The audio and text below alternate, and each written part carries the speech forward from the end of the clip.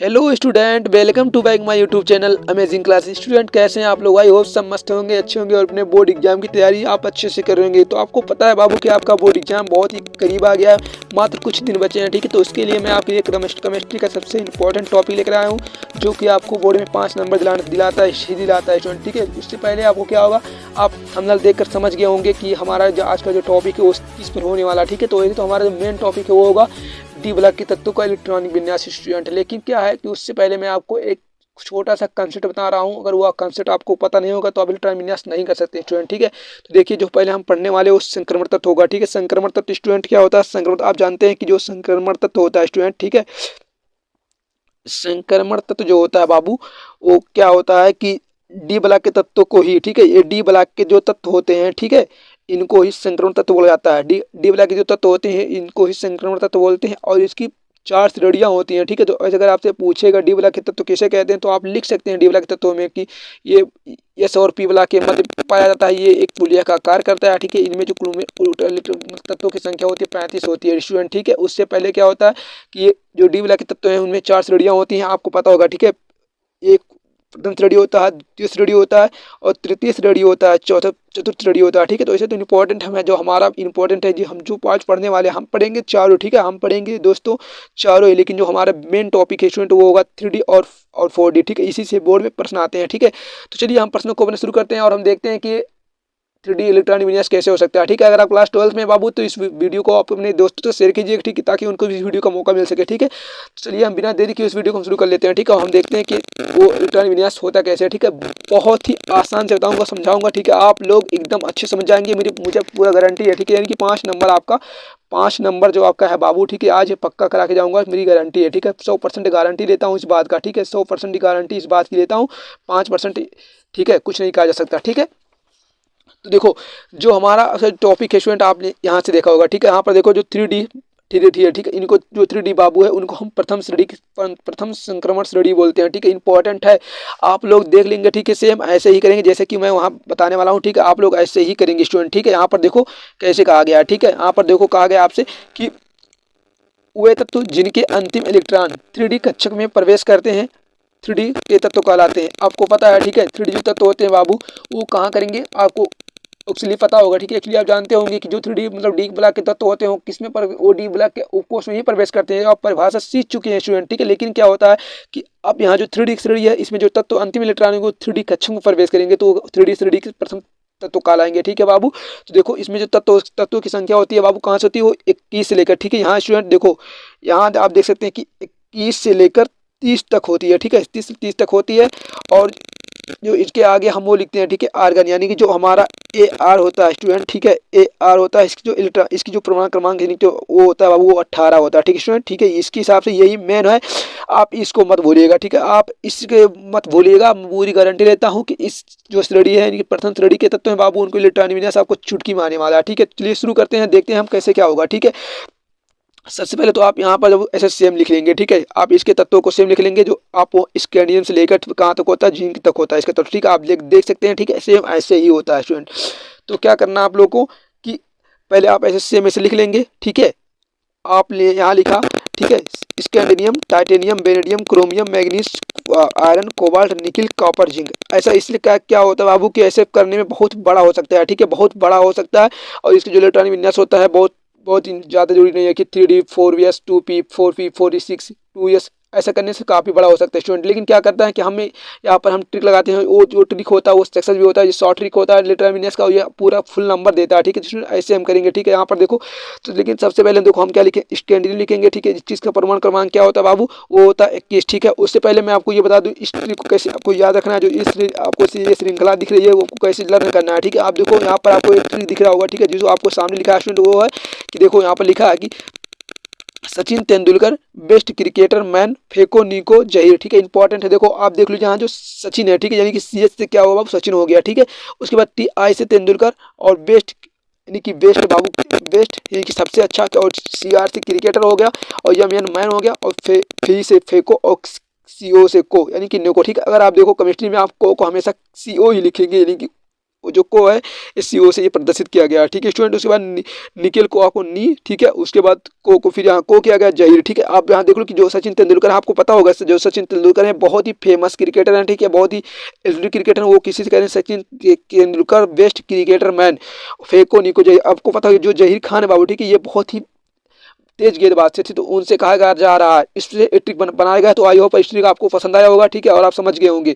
देखो यहाँ पर उसके बाद क्या करेंगे हम, आप उसके बाद सबके साथ ऐसे अंडरलाइनिंग करेंगे। उसके बाद सबके साथ सबके सामने AR लिख देंगे, ठीक है। फिर उसके बाद यहाँ कुछ नहीं करना, सेम आपको यहाँ होता है 3D 4S ऐसे कर लेना, ठीक है। उसके बाद क्या करना है आपको, ट्रिक्स लगाना है, ठीक है। आप देखो 18 का पूर्ण क्रमांक क्या होता है स्टूडेंट, 18 क्या होता है। उसके बाद जो ये है स्टेडियम का, इसका पूर्ण क्रमांक हमारा 21 22 23 24 25 26 27 28 29 30 हो गया, ठीक है। आप लोग यहाँ समझ गए होंगे आई होप। उसके बाद क्या करना, आर को जो है बाबू आर वाला, ठीक है, आर का पूर्ण क्रमांक क्या होता है 18 होता है, हमको पता है, ठीक है 18 होता है। तो अब देखो 3D 4S लिखना है, ठीक है स्टूडेंट। तो देखो अब 3D उससे पहले लेकिन हम किस में भरते हैं, इलेक्ट्रॉनिक को अंतिम कक्षा में हमको इसको भरपूर कर दें, ठीक है। तो उससे पहले हम इसको ना लिख करके इसको पहले भरेंगे, ठीक है।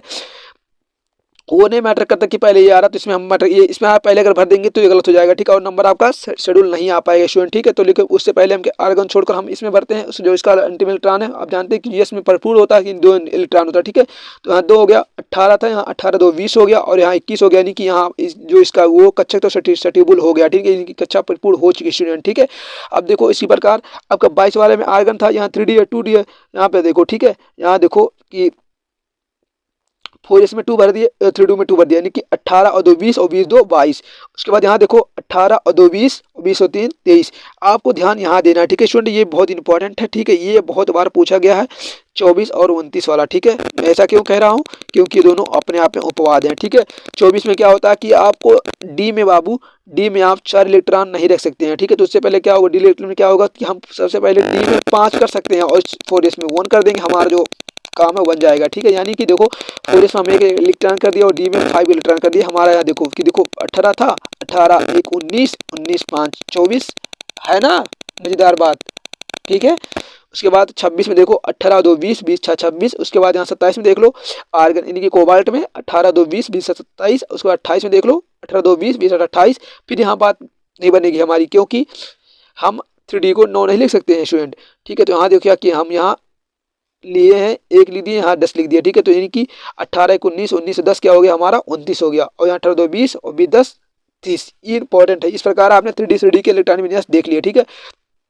सेम आपको ऐसे ही करने हैं, 5 नंबर आपका पक्का हो जाएगा, मैं पूरी गारंटी लेता हूँ, ठीक है। इससे बाहर 1% नहीं जाने वाले, और आपसे पूछेगा भी कि यही, ठीक है, और सबसे ज़्यादा इंपॉर्टेंट है क्लास 12 के लिए यही, ठीक है। 3D ही इंपॉर्टेंट है। वैसे तो मैं बता दूंगा आपको चारों, लेकिन इससे पहले क्या होगा कि आपको विशेष प्रैक्टिस आपको 3D पे करना है 70%, और 30% आप इसको 4D पे दे सकते हैं, ठीक है। 4D भी कभी कोई पूछ लिया था, लेकिन 5D और 6D कभी पूछा ही नहीं गया है, ऐसा कोई बात नहीं हो सकता, ठीक है, कि वो बोर्ड में आ जाए, ठीक है। तो देखो यहाँ पर 4D में हम देख लेंगे कि 4D हमारा कैसा होता है, कि वही परिभाषा में लिखेंगे जो वो तो जिनके अंतिम इलेक्ट्रॉन 4D कक्षा में प्रवेश करते हैं वो 4D यानी कि द्वितीय संक्रमण श्रेणी के तत्व कहलाते हैं स्टूडेंट। आप लोग को यहाँ पता होगा, ठीक है। जहाँ पर देखो के आर, ठीक है, यहाँ जो के आर है इसका पूर्णांक क्रमांक 36 होता है, और यह कहाँ से होता है 39 लेकर 48 तक होता है, यानी कि इसमें भी 10 इलेक्ट्रॉन होते हैं, ठीक है, 10 तत्व होते हैं बाबू, ठीक है। इसके लिए जो ट्रिक है बाबू बहुत ही आसान ट्रिक है, बहुत ही मजेदार ट्रिक है, ठीक है। यहाँ पर देखो कि ट्रिक क्या है याद करने के लिए, ये जरूरी नहीं कि मोहब्बत तेरी रूह में रहे पंडित आज होगी शादी। इससे क्या होगा कि ये जो होगा बाबू ये ठीक व्हाइट कर देंगे, ठीक। उसके बाद ZRNBOMOT TCRU RH PD AD और CD, ठीक है। ये इंपॉर्टेंट है, आप लोग इस ट्रिक को याद कर लेंगे। और याद रखिएगा आप इस ट्रिक को बोर्ड में बिल्कुल नहीं लिखेंगे, क्योंकि बोर्ड में लिखने से नंबर कट जाएगा स्टूडेंट। केवल आप लोग मैं बताया हूँ आप लोग को याद करने के लिए, ठीक है। इस ट्रिक को आपको बोर्ड में फॉलो बिल्कुल नहीं करता है, ठीक है। आप लोग को ये याद होना चाहिए पूर्ण क्रमांक और इस तत्व के पूरे जो श्रृंखला है उसको आपको याद करना है, इसको नहीं लिखना है, ठीक है। बोर्ड में नंबर कट जाएंगे स्टूडेंट, मैं बता दे रहा हूँ, बार बार समझा दे रहा हूँ, ये किलो आपको याद करने के लिए बताया जा रहा है, ठीक है। उसके बाद देखो सेम जिससे यहाँ फॉलो आप यहाँ फॉलो किए थे सेम वही पैटर्न यहाँ फॉलो करेंगे स्टूडेंट। उसके बाद आप सबके आगे के आर लिख देंगे, ठीक है। उसके बाद क्या करेंगे आपकी जो इसका आप जानते हैं कि जो यहाँ इलेक्ट्रॉन जो हमारा था 4D के वो किसमें प्रवेश करेगा 4D कक्षा में प्रवेश, तो हम आप लिख दिए 4D, वहाँ 3 कितना चल रहा था यहाँ 3D 4 ईयर्स, तो यहाँ चलेगा 4D 5 ईयर्स, सेम ऐसे चलता रहेगा। और आगे वाले में क्या होता है कि 5D 6 ईयर्स होता है, ठीक, सेम ऐसे चलता रहता है, ये तब लगता है, ठीक है। फिर देखो यहाँ 4D 1, ठीक है। उसके पहले हमें बताया था कि सबसे पहले कहाँ भरेंगे, यस में पर करेंगे। तो देखो इसका प्रमाण क्रमांक कितना होता है बाबू, उसका 36 होता है, ठीक है स्टूडेंट, 36 होता है, आप लोग जानते हैं, ठीक है, किसका, KR का मैंने बताया था, सॉरी, ठीक है। देखो इसमें परपुट करने से पहले क्या होगा, इसमें हम परपुट कर दिए तो 36 2 38 हो गया, 38 1 39 हो गया। उसके बाद 36 2 38 हो गया, 38 2 40 हो गया, इंपॉर्टेंट है स्टूडेंट। उसके बाद फिर देखो आप लोग की उसके बाद क्या कह रहा है कि इसमें इसमें 1 भर दिया, उसमें 4 भर दिया, ठीक है। यानी कि आप देखो मैं आपको बता दूं कि आपको यहाँ गैप क्या करना है, इंपॉर्टेंट ट्रिक है, ठीक है। यहाँ पर देखो यहाँ एक लिख नहीं सकते हैं क्योंकि अपवाद होता है, ठीक है। आपको 3 और 3 स्क्वायर आपको गैप करना है, ये आपका ट्रिक है, जादू ट्रिक है, ठीक है। ये इस ट्रिक को आपको फॉलो करना है स्टूडेंट, ठीक है। इस ट्रिक से आप आई होप समझ पा रहे होंगे 3 और 3 स्क्वायर क्यों लिखा गया मैं बता रहा हूँ, ठीक है। यहाँ पर देखो 3D में 1 2 3, यहाँ 3 है, यहाँ 3 होना चाहिए, यहाँ 4 आ गया, यानी कि 3 को यहाँ गैप कर दिया। उसके बाद देखो फिर 4 5 6 7 8, 8 के बाद क्या आता है स्टूडेंट, 9, तो यहाँ 9 नहीं 10 आया है, यानी कि 3 स्क्वायर को भी, अरे 3 स्क्वायर को ही तो 9 बोलते हैं बाबू, 3 स्क्वायर को ही 9 बोलते हैं। वही यहाँ पर लिखा गया 3 और 3 स्क्वायर को गैप कर देना, आपका इलेक्ट्रॉन बिजनेस बन जाएगा, ठीक है। फिर से ऐसा आप लिख दिए, चाहे ट्रिक है। उसके बाद देखो अब जहाँ नंबर सही है वहाँ आपको 2 भरना है, ठीक है। जहाँ नंबर 2 सही है वहाँ 2 भरना है, यानी कि 1 है यहाँ 2 भर दिए, यहाँ 2 भी है सही, यहाँ 2 भर दिए। अब 2 के बाद 3 आना चाहिए था, यानी कि 1 इलेक्ट्रॉन कम हो गया, यानी कि हमें पता चला कि इलेक्ट्रॉन यहाँ पर 1 ही रहेगा, ठीक है, हम 1 भर दिए। उसके बाद नंबर यहाँ, ठीक है, यहाँ नंबर 4 के बाद 5 आना चाहिए, गलत होगा, 3 के बाद 4 आना चाहिए, इसके बाद यहाँ भी 1 होगा। हम जानते हैं कि 4 के बाद 5 आना चाहिए, यहाँ पर 6 है, यानी कि इसमें हम जान गए कि इसमें भी 1 इलेक्ट्रॉन होगा। उसके बाद क्या करना है आपको, 6 से 7 आना चाहिए, ठीक है। तो यहाँ भी हम जानेंगे कि यहाँ 7 है, पहले से यहाँ 6 होना चाहिए था, तो वहाँ भी 1 इलेक्ट्रॉन कम हो गया, ठीक है। उसके बाद यहाँ 7 के बाद सॉरी 6 के बाद 7 होना चाहिए था, यहाँ एक 8 आ गया, यानी कि 1 इलेक्ट्रॉन यहाँ भी कम है, यानी कि यहाँ भी 1 होगा, ठीक है, जिसे प्रकार किया गया है स्टूडेंट, ठीक है। ये ट्रिक है आपका। 8 के बाद 9 होना चाहिए 10 है, यानी कि हम यहाँ भी समझे कि 1 इलेक्ट्रॉन यहाँ भी कम, यानी कि यहाँ 0 हो जाएगा, ठीक है, 0 हो जाएगा। अगर हम 1 कर देते तो ज़्यादा हो जाता बाबू, इसलिए हम यहाँ 0 कर दिए। अब देखो यहाँ बराबर कर सकते हैं, ठीक है। यहाँ पर देखो 1 इलेक्ट्रॉन करेंगे, यहाँ 10 कर देंगे, ठीक है, यहाँ 2 कर दिए। उसके बाद 36 2 कर दिए 38, 38 10 48, इंपॉर्टेंट है। इस प्रकार आपने 4D और 3D 3D जो इलेक्ट्रॉनिक विन्यास है आपने सीख लिया, ठीक है। आई होप सबको अच्छे समझ में आ गया। वीडियो को आप पसंद आया तो बाबू वीडियो पर सब्सक्राइब कीजिएगा, लाइक कीजिएगा, ठीक है। अगर आप चैनल पर नए हैं तो बाबू तो चैनल को सब्सक्राइब कर लीजिएगा, ठीक है, क्योंकि इतनी मेहनत आपके लिए ही हो रही है, ठीक है। मेरा भी टारगेट रहे तो आप लोग अच्छे से पढ़ेंगे, ठीक है। और जो क्लास 12 के बाबू छात्र हैं तो इस वीडियो को शेयर कर देना, ठीक है, ताकि ये जो प्रश्न है ये रखा प्रश्न है, ठीक है, आपको मिलेगा ही मिलेगा, ठीक है। इसमें कोई दो राह की बात नहीं। 8 मार्च के पेपर में आपको देखने को ही मिलेगा, ये प्रश्न छवा मिलेगा। और 3D के प्रथम श्रेणी, जिनकी प्रथम संक्रमण श्रेणी के तो इलेक्ट्रॉनिक विन्यास आएगा ही आएगा, ठीक है। चलिए मिलते हैं अगली वीडियो में, तब तक के लिए जय हिंद, जय भारत, वंदे मातरम।